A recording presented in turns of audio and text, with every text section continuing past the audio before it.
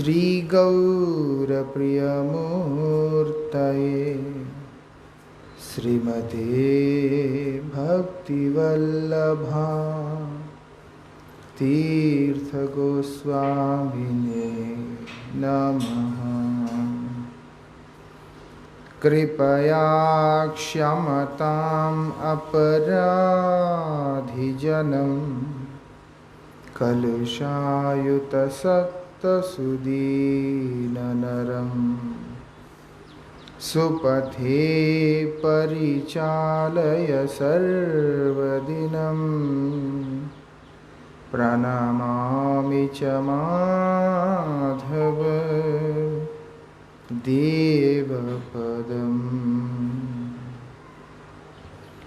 पतितपावन परम करुणामय परमाराध्यतम शिल गुरुपाद पद्म नित्य लीला प्रविष्टों विष्णुपाद परमहंस परिव्राजकाचार्य अष्टोत्तर शतश्री श्रीमद् शिल भक्ति वल्लभ तीर्थ गोस्वामी महाराज जी के श्री चरण में असंख्य कोटि साष्टांग दंडवत प्रणाम करते हुए उनकी अहेतु की कृपा प्रार्थना करता हूँ।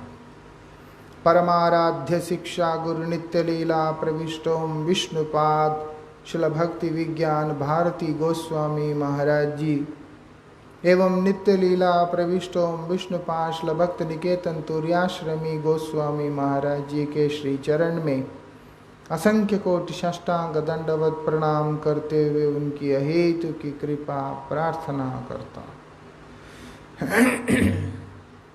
यहाँ पर हम लोग श्री उपदेशामृत जी के बारे में श्रवण कर रहे हैं। नियमाग्रह को लेकर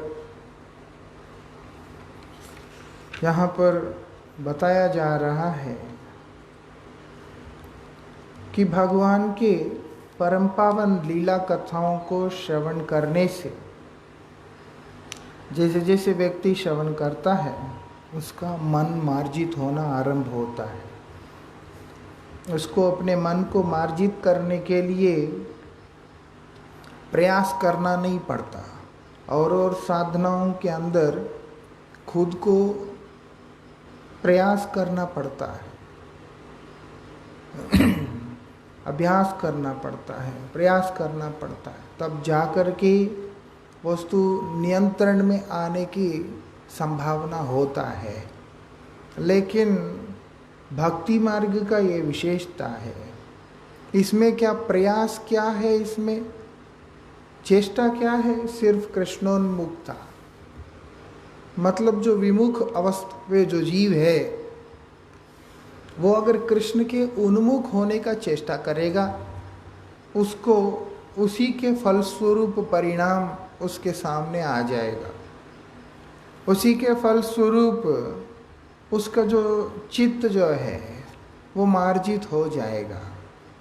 उसको अपने आप पे निग्रह करने की जरूरत नहीं पड़ता है, उसको केवल भगवान की तरफ उन्मुख होने की जरूरत पड़ता है।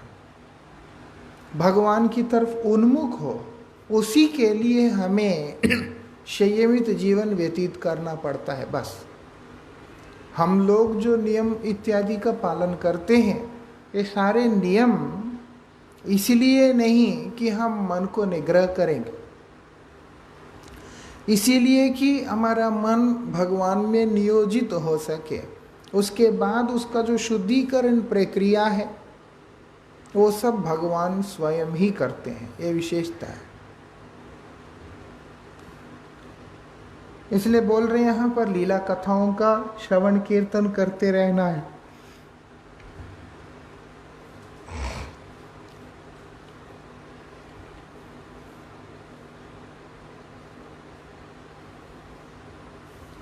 जिस प्रकार से आँखों का दोष मिटने पर क्या होता है, जो सूक्ष्म वस्तु है उसको देखने का उसके अंदर योग्यता आ जाता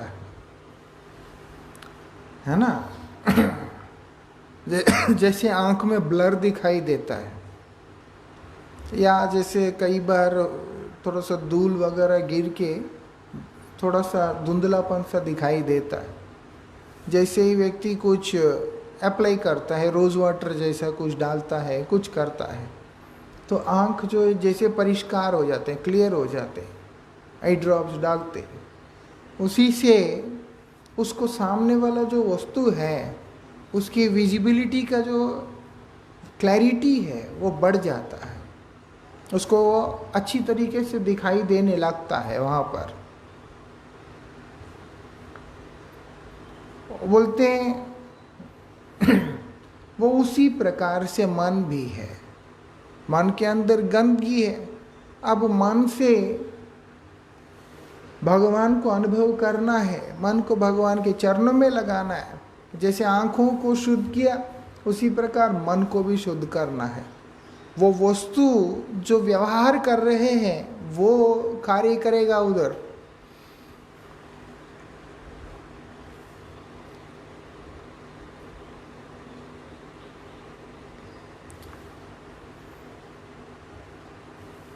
और क्या बोलते हैं, जैसे जैसे मार्जित होता है ऐसे ऐसे वस्तु हमारे लिए और सूक्ष्मता के साथ दृष्टिगोचर होता है ना। जैसे वो कोई वस्तु जितना साफ होगा उतना क्लियर दिखाई देगा।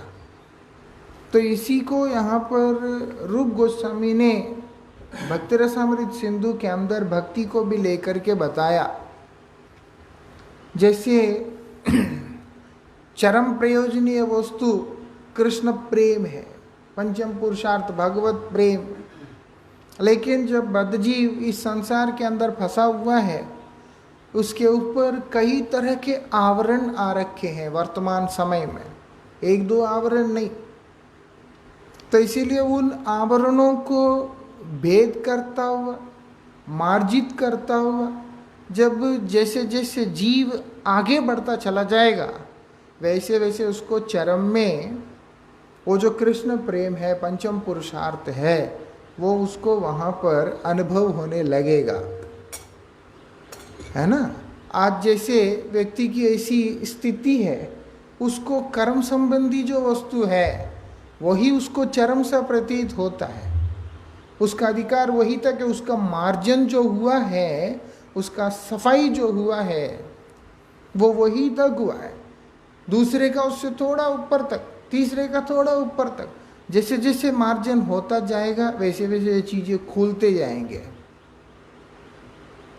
तो यहाँ पर इसीलिए बता दिया कि भक्ति के सोपान में जो जीव आरूढ़ हुआ है उसका जो नियम है वो श्रद्धा है। श्रद्धा से शुरू होता है, उसका शुरुआत श्रद्धा से होता है। इसीलिए श्रद्धा की भूमिका में खड़ा हुआ एक साधक साधना के क्रम को लेके चल रहा है।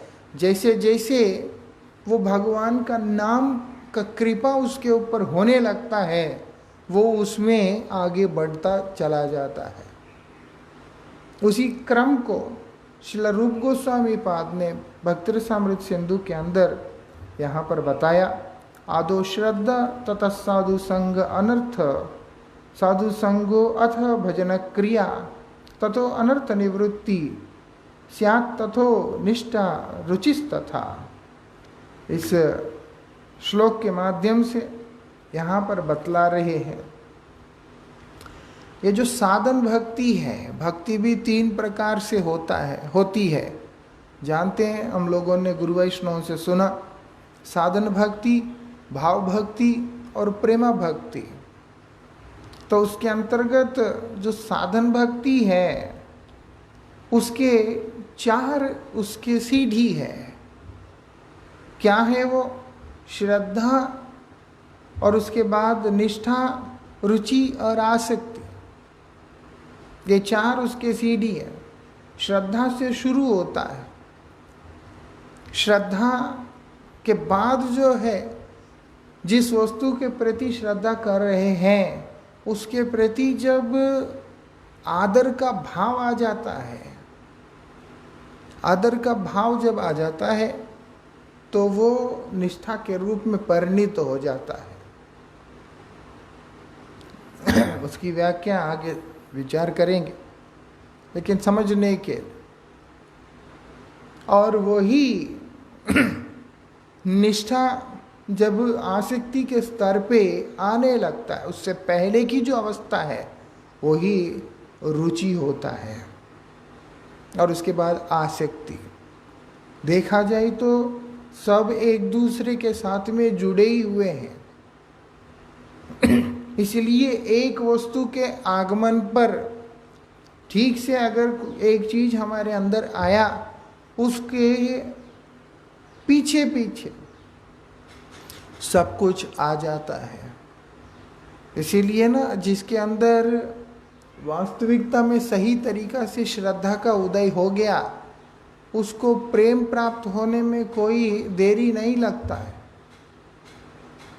अगर हम विचार करें, जिसके अंदर वास्तविकता में उस तरह का श्रद्धा का उदय हो गया है, तो उसके लिए भक्ति और दूर नहीं है, क्योंकि हर चीज एक दूसरे के साथ में जुड़ा हुआ है।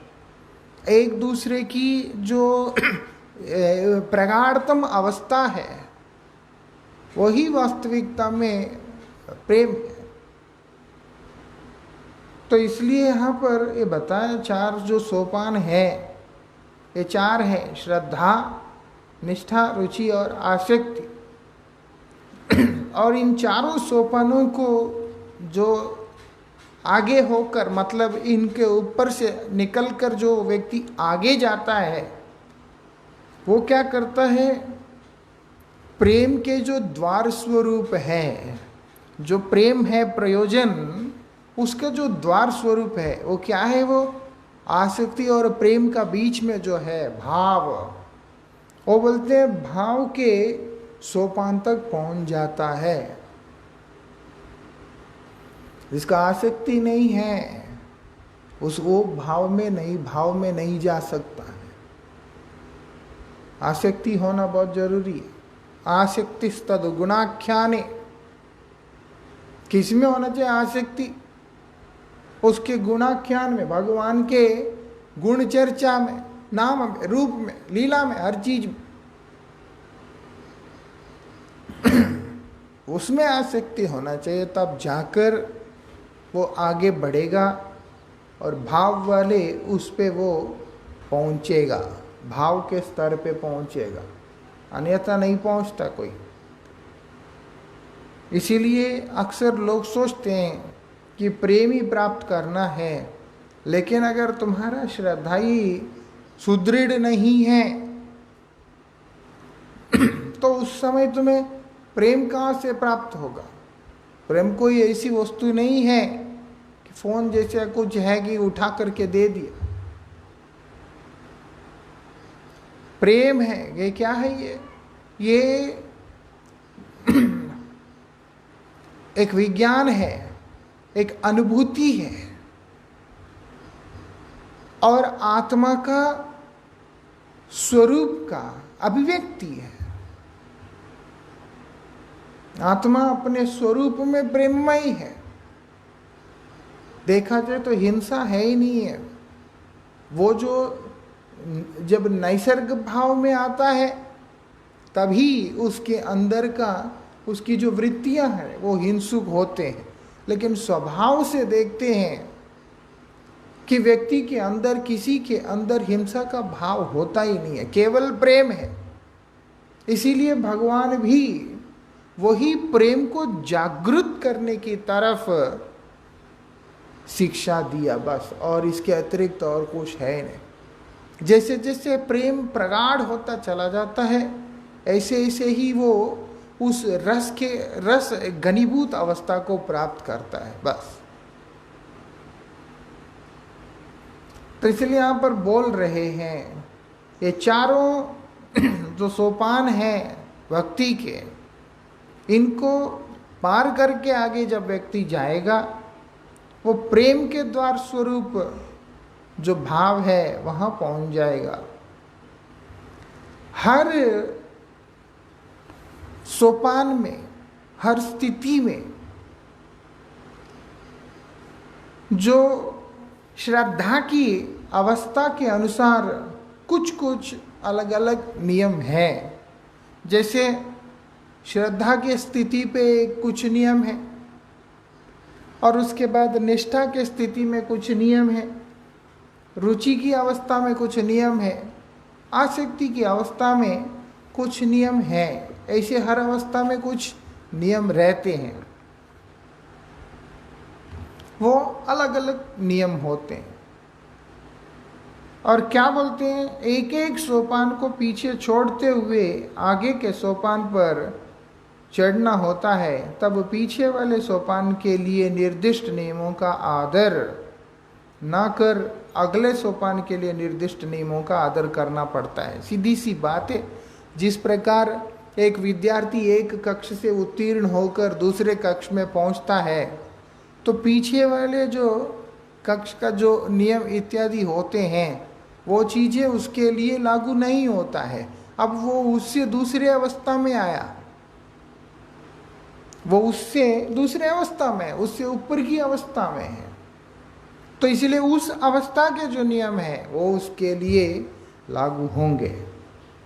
उसी प्रकार से यहाँ पर भी ऐसे ही, जैसे आदमी जो नियम उसका निष्ठा वाली अवस्था में होना चाहिए, वो निष्ठा में आने के बाद वो नियम होगा। उस समय जो श्रद्धा की अवस्था में जो नियमों का पालन करना होता है उसके लिए वो लागू नहीं होता।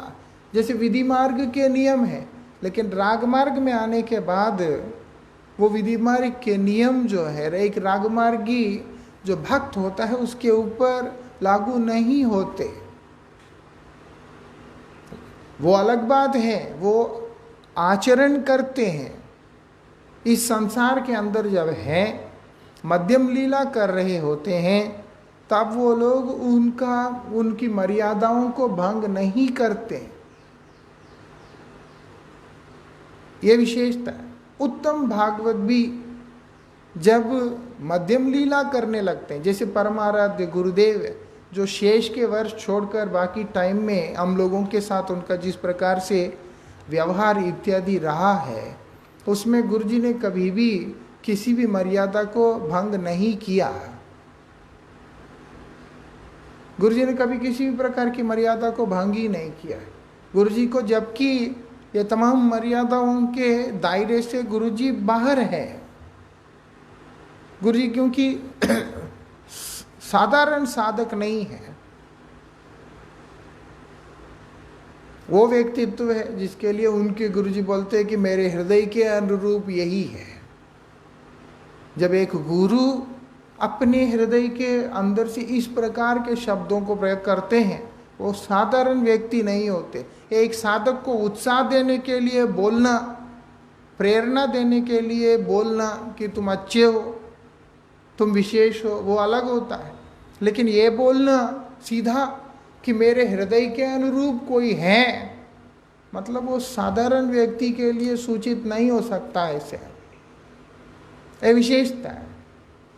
और बाकी साधन करते करते गुरुजी की जो वास्तविक जो स्वरूप है उसका अनुभूति भी होगा, वो अलग बात।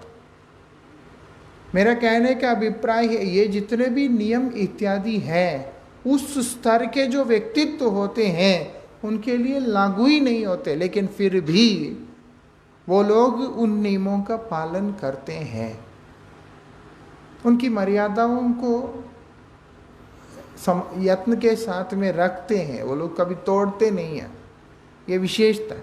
लेकिन वो परमहंस अवस्था में जब लीला करते हैं, अवधूत स्थिति की लीला करते हैं, तब उस समय उनको बाह्य ज्ञान नहीं होता, वो अंतर्मुख हो जाते हैं। उस अवस्था के अंदर कई अलग तरह का व्यवहार, कई अलग तरह का आचरण उनमें देखने को आता है, जो कि साधारण व्यक्ति के समझ से परे होता है। लेकिन जब तक वो अवधूत वाली लीला को प्रकट नहीं करते, तब तक निश्चित रूप से इन चीज़ों का आदर करते हैं। लेकिन यहाँ बताया कि ऐसे जो एक एक स्तर से ऊपर उठता हुआ जो साधक होता है, उसके लिए जो पूर्व निर्दिष्ट जो नियम होते हैं उनके वो पालन करने का, उनका आदर करने का आवश्यकता नहीं होता। वो ना करने पे उसको दोष भी नहीं लगता है। अभी ज्ञान मार्ग का व्यक्ति को जो कर्म के अंतर्गत बताए हुए जो नियम संस्कार इत्यादि होते हैं, उनको अगर वो उनकी उपेक्षा करता है तो उसको दोष नहीं लगता है, क्योंकि वो उस स्तर से ऊपर में है, वो उसके स्तर से ऊपर में है। और जो भक्ति के मार्ग में है, अगर वो ज्ञान मार्गी विचारों को उल्लंघन करता हुआ चलता है तो उसको दोष नहीं लगता है, क्योंकि वो उसके ऊपर का स्तर में है। लेकिन वो समाज के लिए उतना उचित नहीं होता, इसीलिए नहीं किया जाता है, उनकी मर्यादाओं का पालन किया जाता, बस इतना ही है। लेकिन नियम के अनुसार उनके प्रति जो है विशेष रूप से आसक्त होकर चलना, वो फिर बुद्धिमानी नहीं होता है। एक व्यावहारिक दृष्टि से उन चीज़ों को करना पड़ता है। और यहाँ क्या बोलते हैं, जो ऐसा ना कर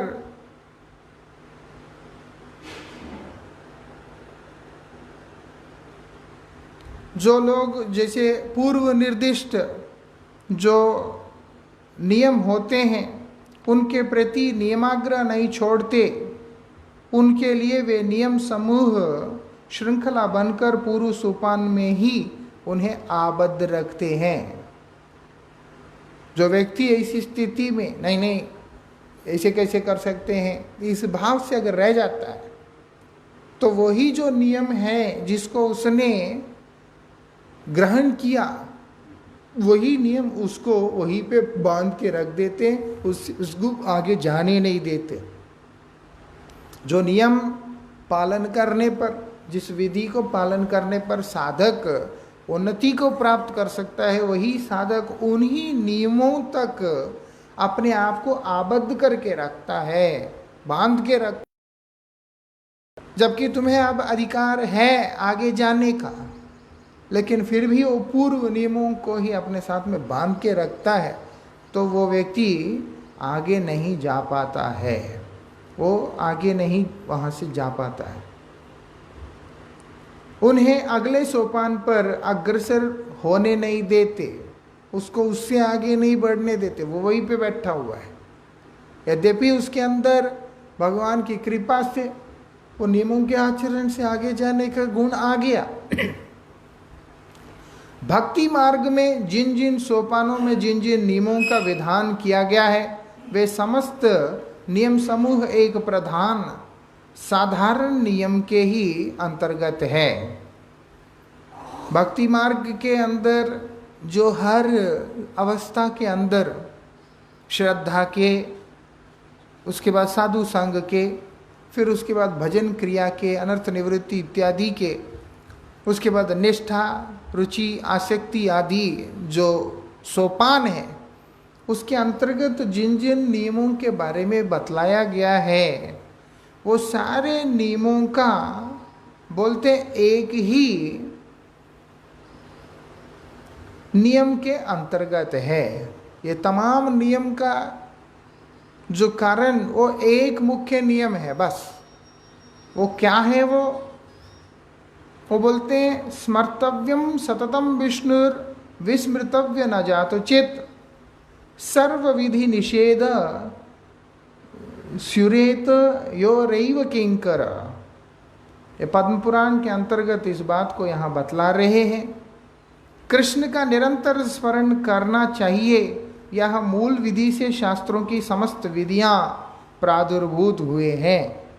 जो मूल विधि क्या है, मूल नियम क्या है? वो है कि कृष्ण का निरंतर स्मर्तव्यम सततम विष्णुम विस्मृतव्य न जात चित। भगवान को निरंतर स्मर्तव्यम स्मरण करते रहना चाहिए और गलती से भी भूल से भी उनको नहीं भूलना चाहिए। यही सबसे बड़ा नियम है। इस नियम को, इसी नियम की सेवा के लिए अन्य जितने भी नियम हैं वो सब प्रकट हुए हैं। बाकी सारे नियमों का जो मूल कारण वो यही है, वो है कृष्ण स्मरण, इसके अतिरिक्त और कुछ है ही नहीं है। कृष्ण को कभी भी नहीं भूलना चाहिए। यह मूल निषेध से समस्त निषेध नियमों का प्रादुर्भाव हुआ। ये जितने भी विधि निषेध हैं कि इसको ग्रहण करो, इसका परित्याग करो इत्यादि जो हैं, वो सब जितने भी ग्रहण करने की बातें बताया गया है, जिसको भी पालन करने की बातें बताया गया, वो सब का पीछे एक नियम है, वो है कृष्ण स्मृति। जिनको त्याग करने के लिए बताया, उसका भी पीछे एक ही नियम है, वो है कृष्ण विस्मृति। इसलिए बोले कि भगवान को नहीं भूलना है, कभी भी नहीं भूलना है। जो भूल जाते हैं वही निषेध है, वो गलत है।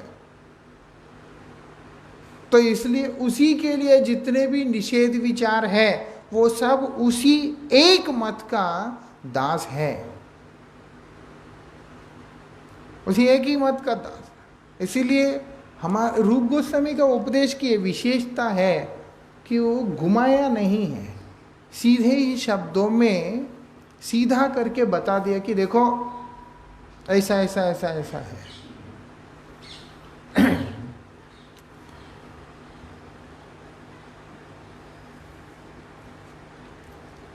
इस मूल विधि को स्मरण रखकर साधक पूर्व विधियों की निष्ठाओं को क्रमशः परित्याग करते करते आगे की विधियों की ओर, आदि की विधियों का अवलंबन करेंगे।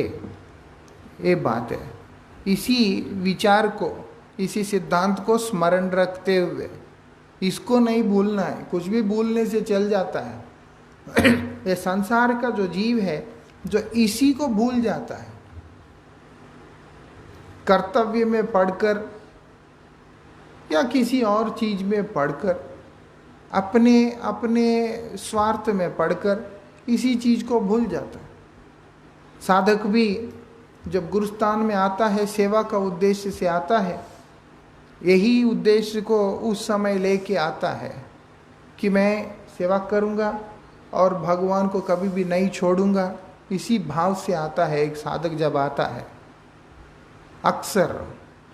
फिर उसके बाद इसी विचार को बूस्ट करने वाला, इसी भावना को हमारे अंदर बूस्ट करने वाला जो वृत्तियां हैं, उनको जब परित्याग करता है या उनसे विमुख होता है, तो उस माहौल में रहने के बाद भी, उस परिवेश में रहने के बाद भी उसके अंदर ये भावना प्रबल रूप धारण ही नहीं कर पाता है। वो फिर रहता भी गुरुस्थान में, संपर्क भी उसका गुरु वैष्णवों के साथ में है, सेवा भी उनके साथ में करता है, लेकिन हृदय के अंदर उसका जो चाहत है वो कनक कामिनी प्रतिष्ठा आदि वस्तुओं की तरफ चला जाता है, वो उनकी तरफ चला जाता। साथ में रहने से, भोजन ग्रहण करने से, इन चीज़ों से केवल मात्र व्यक्ति सुधर नहीं जाता, उसको उसके लिए उसका संग भी करना पड़ता है, संग भी करना पड़ता। संग करते रहेंगे तभी परमार्थ। ये संसार का अलग है, क्योंकि हम लोग संसार में हैं और ये संसार के अंदर के जितने भी वस्तुएं हैं वो सब पतनोन्मुख है। वो उस दिशा में उसको पुश कर रहे हैं ऑलरेडी। इस संसार के अंदर वो पुश है, नेचुरल पुश है, वो फ्लो है। ये संसार पतनोन्मुख है। इस संसार के अंदर रहने वाले तमाम जीव पतन की तरफ ही जा रहे हैं। कैसे जा रहे? मनोरथेन असतो धावता वही, मन रूपी रथ के ऊपर बैठ के जा रहे, बड़े ही द्रुत गति में जा रहे। इसीलिए यहां पर हमें विशेष चेष्टा करना नहीं होता, लेकिन जब उसके विपरीत में परमार्थ की तरफ जब हम लोगों को साधन करना पड़ता है, चलना पड़ता है, तो हम लोगों को सिर्फ साथ रहने या थोड़ा सेवा करने या खाने पीने से नहीं होता, सत्संग बहुत ज़्यादा ज़रूरी होता है। इसीलिए श्रील प्रभुपाद भक्ति सिद्धांत सरस्वती गोस्वामी ठाकुर ने इस बात के ऊपर विशेष रूप से एम्फसाइज किया कि हरिकथा, हरिनाम के विहीन जो मठवास होता है वो केवल कर्म का अंग होता है। ऐसे प्रभुपाद जी के वाणी है। और ये भी उन्होंने इस बात के ऊपर विशेष रूप से जोर दिया, मठवास मतलब है कि साधु जीवन, मतलब है कि हरिकथा, हरिकथा के बिना किए जाने वाला जो भी कर्म होता है, जो भी कार्य होता है, वो कभी भी सेवा के पूर्ण रूप से सेवा के अंतर्गत नहीं आ सकते। वो कर्म का अंग हो जाएगा, उसका परिणाम में उसको पुण्य मिलेगा, लेकिन शुद्ध भक्ति प्राप्त नहीं होगा,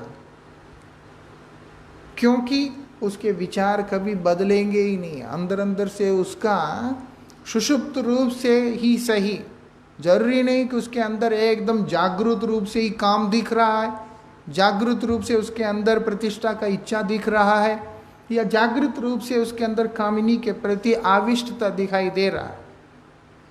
जागृत रूप से कुछ नहीं है, लेकिन ऐसा जब परिस्थिति आता है, वो कनक कामिनी प्रतिष्ठा तीनों ही स्तर पे फेल हो जाता है। कह नहीं सकते उस समय, क्योंकि वो सुषुप्त रूप से अंदर में है। जो वस्तु है ही नहीं, जागृत में नहीं, सूक्ष्म में नहीं, सुषुप्ति में नहीं, तो उसके अंदर फिर विकार कहाँ से आता है हमें नहीं मालूम पड़ता। वो अंदर रहता है, वो परिष्कार कैसे होगा, मार्जित कैसे होगा? बोले साधु संग में जाके होगा, सत्संग में जाके होगा। इसीलिए इस चीज को हमें समझना होगा। ये परित्याग ऐसे नहीं हो जाता, और ना ही ये विधि का ग्रहण भी ऐसे नहीं हो जाता।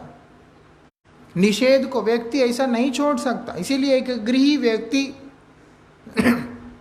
जब घर में रहने वाला व्यक्ति, इतना कठिन होता है प्याज खाने के लिए छोड़ने का जब बात आता है, कैसे होगा? मठों में रहने वाला तो अपने आप ही ये सब चीज़ों को छोड़ करके बैठा हुआ है, हमको तो फर्क भी नहीं मालूम पड़ता, प्याज ना खाने से क्या फ़र्क पड़ता है करके, चाय ना पीने से क्या फ़र्क पड़ता है, मालूम ही नहीं पड़ता। लेकिन वही एक गृही व्यक्ति है, जो गृहस्थ में रहने वाला व्यक्ति, उसका समाज इस प्रकार से, उसका परिवेश इस प्रकार से है, उसके लिए इन चीज़ों का त्याग करना अत्यंत कठिन हो जाता है। एक ही तो चीज़ है भैया यहाँ पर, क्योंकि संग है, और जो यहाँ रह के भी उस संग को ग्रहण नहीं कर पाता है, वो व्यक्ति भी प्रच्छन्न रूप से बहुत तरह के उपद्रवों को कर रहा होता है। कुछ प्रकाशित होते हैं, कुछ प्रकाशित नहीं होते। व्यसन व्यक्ति से क्यों नहीं छूटता है, उसका कारण ही है। और व्यसन करने वाला व्यक्ति कभी भी एक साधक हो सकता है, लेकिन वो कभी भी फिर विशेष उसके लिए उपयुक्त नहीं होता, विशेष सम्मान का हकदार नहीं होता है। उसका कारण ही यह है, तुम्हें श्रेष्ठ रस का कभी भी स्वाद लगा ही नहीं है। जिसको श्रेष्ठ वस्तु का स्वाद आता है, उसको कभी भी निकृष्ट वस्तु के प्रति रुचि नहीं हो सकता। गीता जी में इस बात को बोलते कि नहीं बोलते? शास्त्र में बोलते हैं इस बात को। रसवर्जम रसप्यस्य परम दृष्ट्वा निवर्तते। उत्कृष्ट रस को प्राप्त करने वाला व्यक्ति का कभी भी निकृष्ट रस के प्रति आविष्टता नहीं हो सकता। तो इसलिए ये सब चीजें हमारे अंदर आएगा कैसे? ये जो निषेध नियम है, उनको परित्याग करने की प्रेरणा, उनको परित्याग करने का एक उत्साह, और जो विधि संबंधी नियम है उनको ग्रहण करने की प्रेरणा कहाँ से आता है? वो उसके लिए संग से आता है। संग से ये सुगम हो जाता है। संग में क्या मिलता है? वो प्रेरणा मिलता है शरणागत होने का भगवान के चरणों में, भगवान के श्री चरणों में शरणागत होने का प्रेरणा मिलता। अब एक शरणागत जीव को सिखाना नहीं पड़ता, वो अपने आप ही इस चीज को समझ के आचरण करता है। अनुकूल्यस्य संकल्प प्रतिकूल विवर्जन, जो अनुकूल है उसको वो ग्रहण करेगा, जो प्रतिकूल है उसको वो त्याग देगा। इसीलिए उसको संग देने से नहीं होता है, लेना पड़ता है। उसको संग लेना पड़ता है। जितनी मात्रा में वो लेगा उतनी ही मात्रा में वो इसके लायक बनेगा, नहीं है तो नहीं हो पाएगा। ऐसे ना होने से वे नियमाग्रह के दोष में पतित होकर ऊर्ध्व गति प्राप्त करने से वंचित रहेंगे। इस प्रकार से ना कर पाने पर वो कभी भी ऊर्ध्व गति को प्राप्त नहीं कर सकता, ऊपर की तरफ नहीं जा सकता और पतित ही होगा। वो ऊपर जाने से वंचित हो जाएगा। ये बात है, श्रद्धा का श्रद्धा में ही रहेगा। एक है हरिनाम हो गया, आज शायद कम से कम 10 साल हो गया होगा। जब भी पूछो कितना हरिनाम करते, हरे कृष्ण 4 माला करते। श्रद्धा है, ऐसा नहीं है, लेकिन उसने शुरू में जो बांध के रखा हुआ है उससे आगे नहीं जाएगा वो बस। और पराकाष्ठा तब हो गया जब एक व्यक्ति 4 से 16 करने लगा, दूसरा उसको कहता है कि गुरुजी ने हरिनाम के टाइम में तुम्हें कितना करने को बोला। और बेचारा उसकी दयनीय स्थिति को देखकर कि ये तो बिल्कुल नहीं करेगा, मैं बोलूँगा डर जाएगा, गुरुजी ने उसको प्रेरणा देने के लिए कि कम से कम 4 माला तो करना चाहिए, प्रेरणा देने के। जबकि गुरुजी ऐसे नहीं बोलते, किसी किसी की स्थिति में बोलते हैं। अब वो दूसरा 4 करते करते आदत बना के 8 पे आया, 8 से जो है 16 पे आया। अब जो उसके जब 16 पे गया उसको बड़ा खुशी हुआ कि मैं 16 माला कर पा रहा हूँ करके। और जब वो अपने शिक्षा गुरु के पास जाके कहता है कि मैं 16 माला करना शुरू किया, क्या उसको मिल रहा है सामने से कि त्रास। तो गुरुजी ने तुमको कितना करने को बोला? 4। 16 करता है तो गुरु अवज्ञा है, ये तो गुरु अवज्ञा। तो गुरुजी के उपदेश से आगे चलने लगा। बोल तो ठीक ही रहा है, लेकिन क्या बोल रहा है उसको सेंस नहीं है। बस गुरु अवज्ञा नहीं करनी चाहिए, सही बोल रहा है, लेकिन किस चीज के लिए बोल रहा है, क्या बोल रहा है, सेंस है नहीं। वो खुद भी अपने आप को ऐसी चीजों में रख कर अपने आध्यात्मिक उन्नति को स्थगित कर लेता है, उससे वो आगे नहीं बढ़ पाता है, वही पे टिका हुआ है। बस ये है कि बस जिंदा है, लेकिन कोई परमार्थिक उन्नति उसके जीवन में देखने में नहीं आता है। उसके जीवन देखने में आता है उसने कभी भी इतना अपने आप को आगे ले जाने का प्रयत्न ही नहीं किया कि वो गुरुदेव के हृदय को समझकर उसके अनुसार अपनी साधना को कर सके। जो हो इसके आगे की चर्चा हम लोग कल करेंगे। क्या बोलते हैं यहाँ पर, प्रत्येक भक्ति साधन को उक्त बात सर्वदा स्मरण रखनी चाहिए।